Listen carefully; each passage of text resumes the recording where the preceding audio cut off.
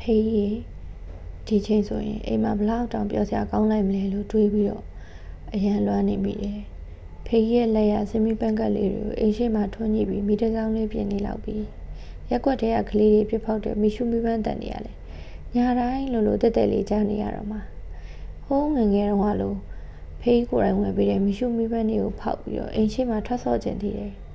အရန်လွမ်းတာပဲကျမရဲ့တနေ့တာအလုပ်ပြီးလို့ဒီနိုင်ငံခြားအခန်းချင်းလေးတွေကိုပြန်ရောက်လာတဲ့အခါဘရင်ဘောက်ကနေအဝေးကလာမင်းကြီးကိုငေးမောပြီးတော့ကြည့်နေမိတယ်ဒီလာမင်းကြီးကအိမ်ကမီးရိပ်တွေရဲ့အလင်းရောင်ကြောင့်ဝင်ပနေတဲ့မြမကောင်းကင်ပေါ်မှာလည်းရှိနေမှာပဲနော်အဲ့ဒီလာမင်းကြီးရဲ့အောက်မှာအသက်ရွယ်ရလာပြီဖြစ်တဲ့ဖေးကြီးကတာသမီတွေရဲ့ကြော်တာကိုခံယူပြီးတော့ပီတိမျက်ရည်တွေဝဲနေမှာမြင်အောင်နေသေးတယ်ဖေးကြီးကလေတည်င်းကျွတ်ဆိုလို့ရှိရင်သူကိုယ်တိုင်လှုပ်ထားတဲ့ပေါက်စီတွေချောစုံတွေကျွေးရမှကျင်းတဲ့သူပြီးတော့ကြော်ပြီးတိုင်းလဲမဖို့မြဲပေးတဲ့သူဘယ်တော့မှမပြောစီရဘူးဒီနိုင်ငံမှာကျမဘလောက်ပဲပတ်စံရှာလို့ရနေပေါက်စီလည်းမစားရဘူးမဟုတ်ဖို့လည်းမရဘူးအဖေရဲ့နှွေးထွေးတဲ့အကြည့်